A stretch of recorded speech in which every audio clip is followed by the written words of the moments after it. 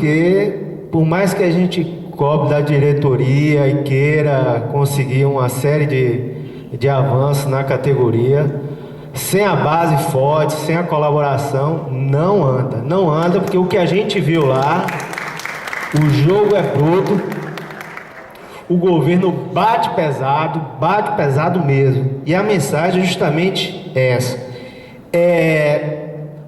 E ainda sobre a questão do Congresso, tenha certeza, se você quiser dar um castigo para uma pessoa, mande para um Congresso sindical. Mas não tenha dúvida, mande para um Congresso sindical. Mas eu não estou arrependido não, não estou arrependido de ter ido não, estou arrependido não. A gente aprendeu muito porque a gente vê como o funcionamento, tanto das coisas boas como das coisas ruins. Nós ficamos comentando aqui nos pequenos intervalos lá, que essa foi uma sensação assim, parecia um jogo Bavi, Fla-Flu, Flamengo e Vasco, Cruzeiro e Atlético, clássico, decisão do campeonato. De um lado era exatamente assim, bem mais gente, né? Eram 461 delegados, mas acho que quase 60 observadores tal, e mais outras pessoas. Era um enfrentamento, xingamento, provocação, zoada, só que no estádio tem isolamento e polícia. Lá não tinha nem isolamento nem polícia. Então o jogo é pesado. E para dar noção de realmente a dificuldade que é se trabalhar no congresso desse, a dificuldade que a diretoria trabalhar, colocar suas necessidades, as necessidades da categoria no congresso desse. Foi importante que a gente conheceu o funcionamento, né, do congresso científico. É bem diferente do congresso científico, gente, bem diferente, as disputas são outras. A mobilidade é outra, os interesses são outros. Quero destacar a importância da participação de dois colegas no interior, foi Joanil e Glauco. Glauco é de Mucuri, Joanil não lembro bem, é perto de Alagoinhas, Iambupe, porque é importante a participação do pessoal do interior. Inclusive, nas nossas conversas lá, um deles me falou uma situação que não dá para responder por mim só, né? Porque a situação não era essa. Falou, poxa, Ivan, é difícil fazer greve lá no TRE, porque a gente quer fazer greve no interior, quando liga para cá, para a sede, todo mundo atende o telefone, a gente lá só dois, quando tem dois, a pressão do juiz e tal. Então, é uma situação que sempre fica difícil, tanto para aqui como para lá, mas isso é para se pensar. Eu tive o desprazer de conhecer os verdadeiros inimigos da categoria. Rapaz, é impressionante. Eu conhecia muito de nome, né? Ramiro, o Zé, o Ponciano, o folclórico Ponciano. E a base da CUT, o representante maior do governo estava lá, o deputado federal Policarpo, estava lá todos os dias. Policarpo, para quem não sabe, é deputado federal suplente, mas é presidente do PT lá no Distrito Federal. E é dentro da diretoria, sempre teve ligado a FENAJUF, foi parte de várias gestões. Então a gente, 15 anos, o Olinho está falando 15 anos à frente da FENAJUF lá participando, mandando muito.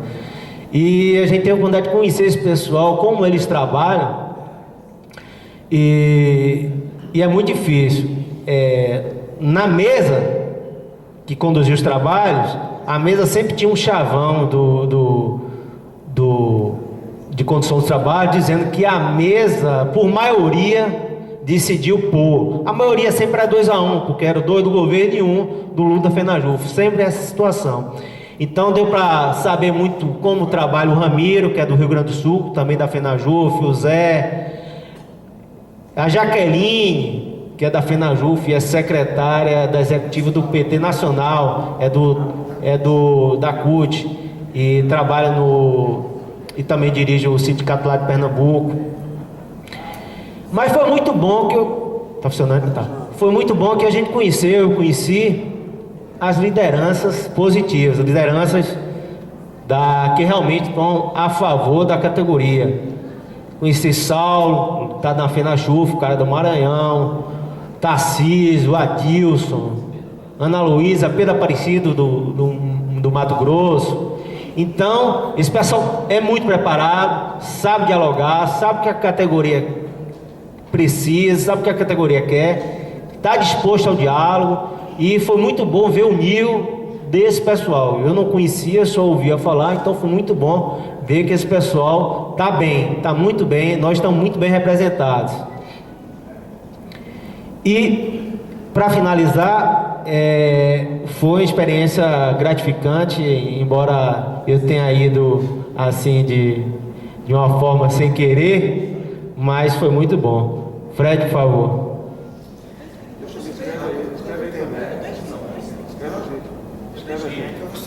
Olha, eu vou ser bem breve por causa do horário.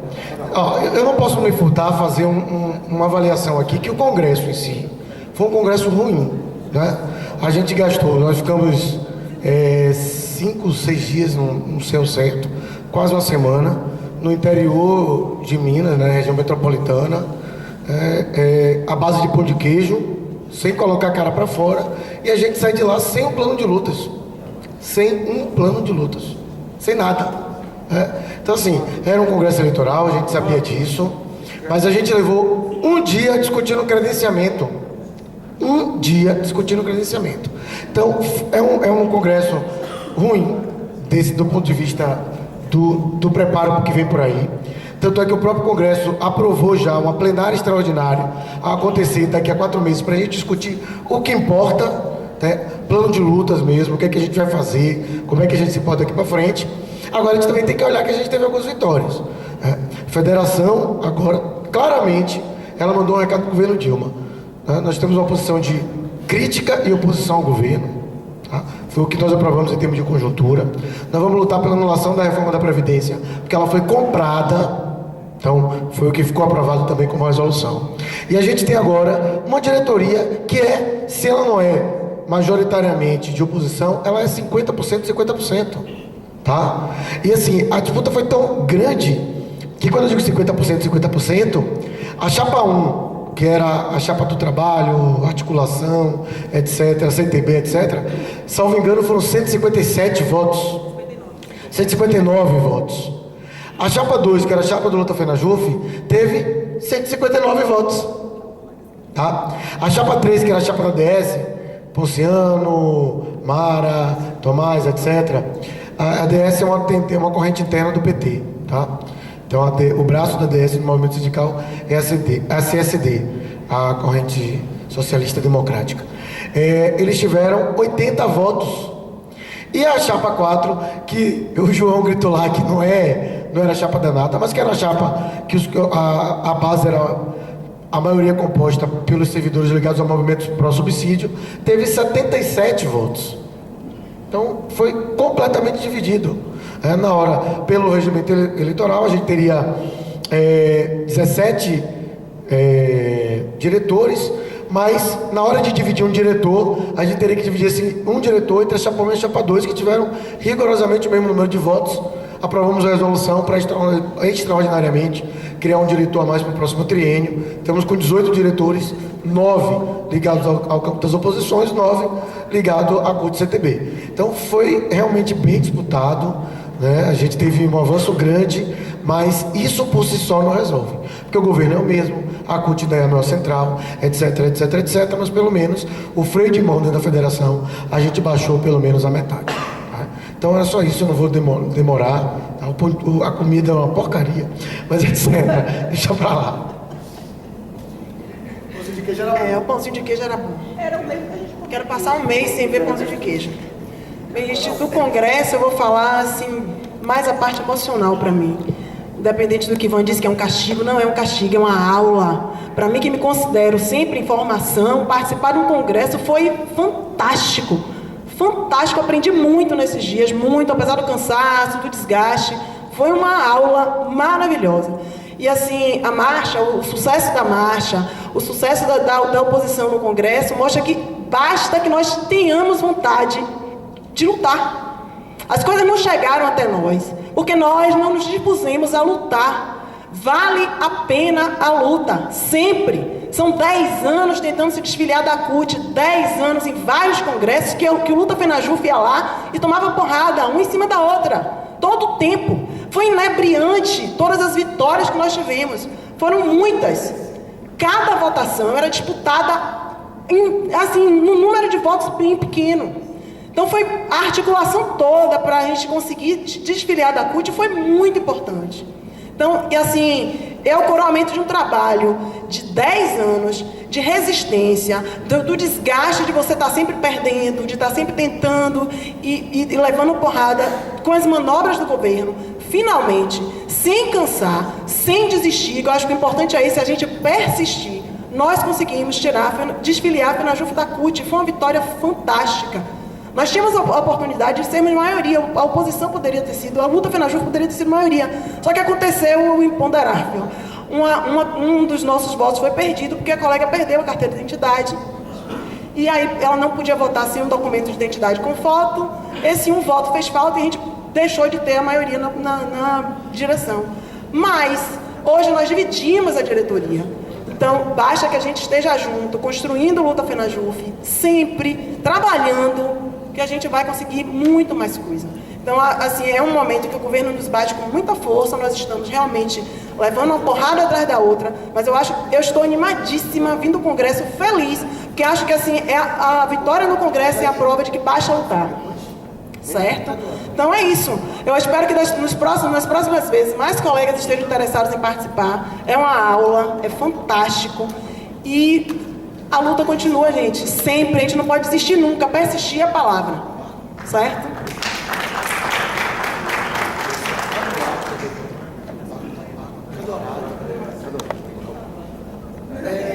Ó, pessoal, só esclarecimento. A pessoa que perdeu o documento não é da delegação da Bahia, não, viu? Era outra delegação.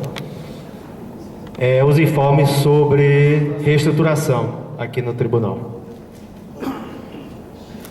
Aí eu vou falar. Gente, assim, quando a gente estava indo para Caeté, a gente tinha saído do aeroporto de BH e estava indo lá para Caeté, meu telefone começou a tocar, né?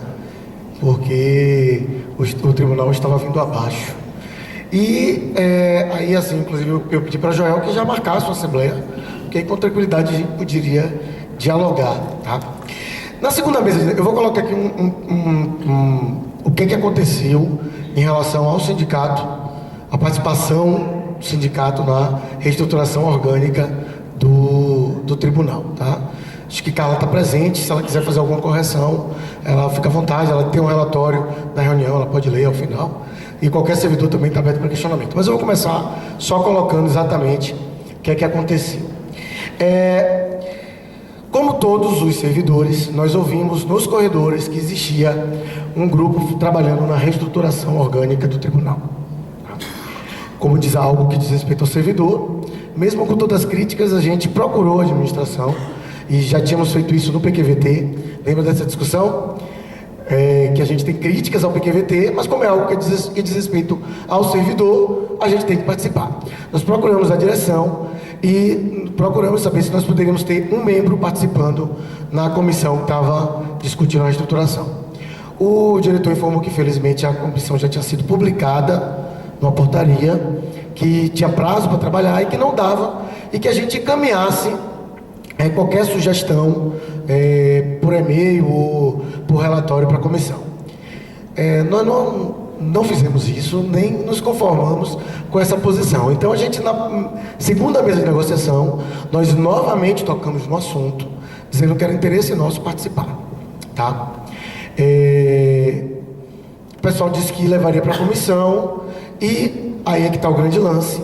No mesmo dia da mesa, abriu-se um espaço para a gente conversar com a comissão no dia seguinte. Tá? Ou na segunda-feira, né, Su? Foi. A mesa foi numa sexta. Bom, mas foi assim, um prazo bem curto para a gente participar. Novamente, a gente estava colocado sobre duas óticas. A primeira, que era de não ir, e provavelmente a gente estaria fazendo agora uma assembleia aqui para responder sobre a omissão do sindicato em ter sido convidado a participar do processo e não ter participado, ou ir. Nós optamos por ir. E quando nós fomos para lá e tivemos cuidado. Qual foi o cuidado que nós tivemos? de levar como posicionamento do sindicato apenas o que já tinha sido aprovado pela categoria. Não na Bahia, não em São Paulo, mas no Brasil como um todo. Então nós pegamos as propostas do nosso plano de carreira, e fizemos uma análise. O que é que pode ser feito, implementado em nível local, e o que é que não pode ser implementado em nível local. Então, as principais propostas do plano de carreira, gente. Combate à terceirização. Dá para ser discutido localmente? Dá. Assédio moral. É uma discussão diária, mas que não diz respeito a organograma. Confere? Se alguém discordar, pode discordar. Atividade de risco e perigo. Atribuição de OJAF, agente de segurança, definido como atividade de risco e de perigo. Isso cabe numa reestruturação organizacional? Depende de lei. Desenvolvimento na carreira. Desenvolvimento progressão vertical e horizontal. Isso depende de lei. Criação do Conselho Nacional de Gestão de Carreira, Trabalho e Competências. Isso depende de lei. Escola de formação. Dá para a gente criar localmente? Dá. Nós colocamos na lista. Adicional de qualificação. Revisão dos adicionais de qualificação para doutorado 30%, mestrado 20% e assim por diante. Dá para discutir localmente? Não. Adicional de penosidade. Dá para implementar sem lei? Não. Paridade na GA e na GAS, questões de aposentadoria, etc. Dá para implementar sem lei? Não. FCs e CJs, dá para implementar localmente? Dá. Dá. E aí eu vou ler o texto que eu li. Foi eu que li, dentro da reunião com a comissão. Comecei dizendo assim, eu sei que é um tema delicado, mas ainda assim, eu não estaria fazendo a coisa certa se não colocasse isso nessa reunião. E aí eu li esse termo. A ocupação de FCs e CJ se dará exclusivamente entre os servidores de carreira do quadro efetivo. Para o provimento de FCs e CJs serão adotados critérios objetivos e democráticos. 2 pontos. 5 anos na carreira judiciária. Aproveitamento satisfatório de curso específico de desenvolvimento gerencial. Aprovação em processo seletivo interno de ampla divulgação. Mandato de 3 anos sem recondução do cargo. Foi isso que eu li lá. Paridade, dá para discutir localmente? Não dá, depende de lei. Reforma da Previdência, na verdade, emenda constitucional agora. Reajuste do VPNI, dá para ser feito localmente? Não dá. Pronto, foram esses pontos que nós levamos. E aí a gente discutiu sobre combate à terceirização, criação da escola de formação e critérios objetivos para ocupação de FC e CJ. Foi essa a contribuição do sindicato dentro da mesa de negociação. Carla está presente.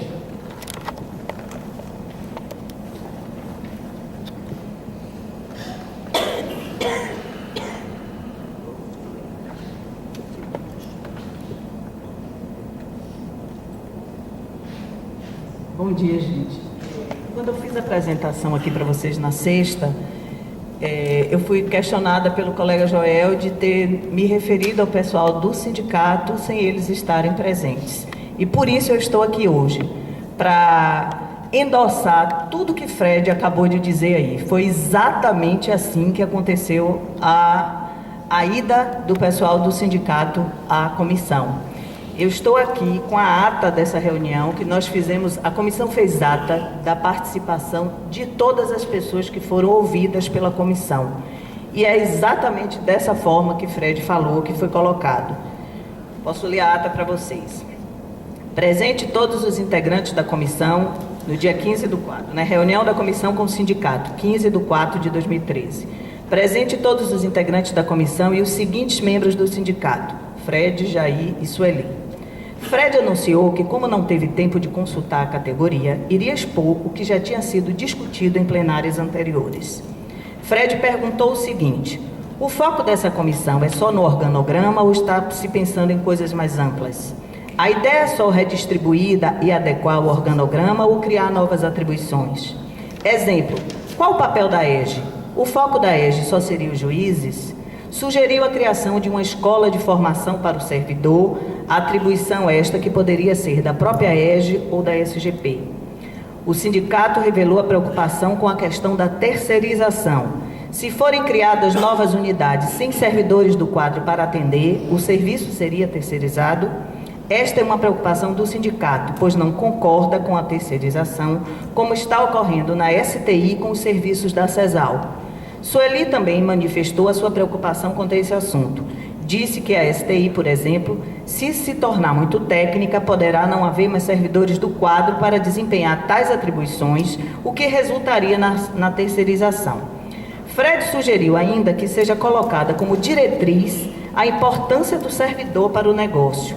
Outro ponto extremamente polêmico, segundo ele, é a questão com os critérios de ocupação de F6 e CJs. Jair, diante da informação de Carla Dantas de que não sabe se essa questão poderia constar no regimento, a questão de ocupação de FC e CJ, disse que o sindicato irá pesquisar sobre o assunto nos regimentos de outros tribunais. Ainda segundo Jair, não se pode fechar os olhos para que o servidor irresponsável que desrespeita a administração e, no entanto, ocupa uma função de confiança. É preciso que sejam estabelecidos critérios objetivos para a ocupação de F6 e CJs. Para Fred, o plano de carreira tem que ser pensado com carinho, inclusive nas consequências. A realidade atual precisa ser levada em consideração. Não adianta se criar, por exemplo, uma coordenadoria de atendimento odontológico se não houvesse servidores do quadro para trabalharem ali. Carla disse que gostaria de aproveitar a oportunidade de ouvi-los como servidores das respectivas áreas. E aqui, gente, aquela ressalva que eu fiz acho que foi após Jair sair. Nós ouvimos o sindicato como aproveitamos a estada das pessoas, dos nossos colegas lá. Então, eles nos trouxeram a opinião como coordenadores do sindicato e depois eu os arguí, quero arguí-los agora como servidores da STI e como servidor da SEDAS. Esse momento foi bem distinto, ficou bem claro.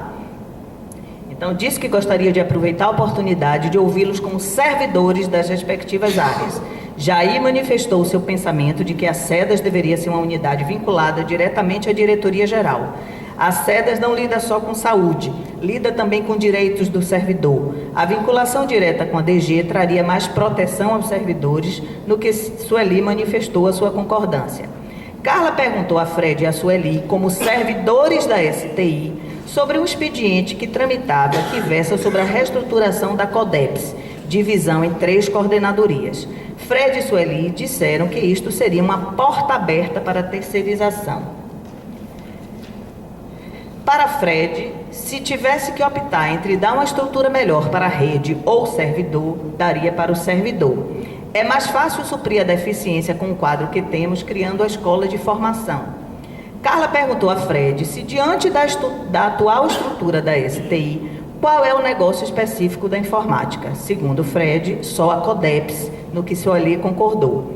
Para a informática funcionar bem, Fred acredita que é preciso resolver 2 problemas: falta de pessoal e falta de gestão. Não basta o remanejamento de pessoal, é preciso investir na qualificação dos servidores.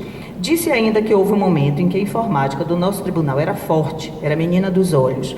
Posteriormente, ela foi muito desprestigiada, inclusive na reestruturação, onde não houve criação de novos cargos na área. Desenvolvimento hoje é um salve-se quem puder, e isto é um problema de gestão. A CESAL foi desmontada, terceirizada, pois quem não é STIS é de outra empresa. Quanto ao desenvolvimento de sistemas, as pessoas não entendem que muitas vezes é mais barato comprar um software do que desenvolver. Fred entende que a estrutura que foi proposta pela STI para a CODEPS é a ideal, mas como não haveria servidores suficientes, isso resultaria na terceirização, o que é preocupante. Possui o mesmo entendimento quanto à CSCO. O ideal é a gestão da qualidade ser separada da produção. No tocante à coordenadoria de suporte, cuja proposta também constou do expediente, entendem que não é necessária a criação da SESI, pois eles só tratariam da instalação de sistemas. O problema da STI é muito próximo ao da SEMAN. Faltam cargos específicos, falta qualificação. Há uma deficiência de pessoal e falta de gestão.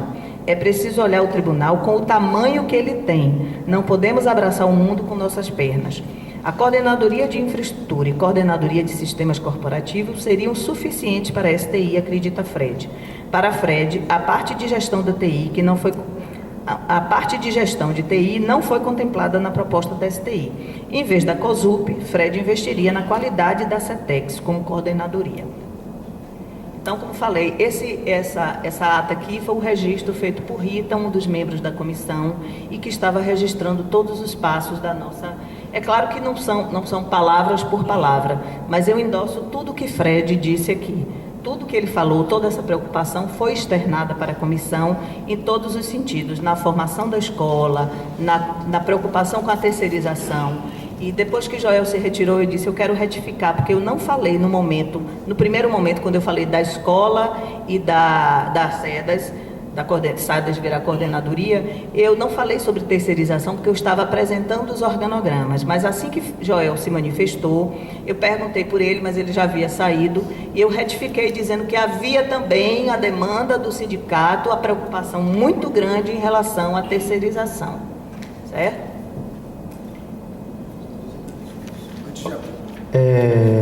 Depois Joel vai falar. Se quiser alguém falar, só levanta a mão. Ainda, só para complementar, as pessoas, elas são testemunhas que quando nós passamos, chamando de sala em sala, e eu tenho uma consciência muito tranquila, porque eu separo isso muito bem. Quando a gente passou de sala em sala, convidando as pessoas para participarem da Assembleia, que elegeu os delegados por Congrejuf, a gente falava em dois momentos. No primeiro momento, a gente dizia, nós estamos aqui como coordenadores, convidando as pessoas para participar da Assembleia, como sempre fazemos. Terminou? Segundo momento, agora eu estou falando como chapa. Nós vamos apresentar uma chapa de posição assim assado.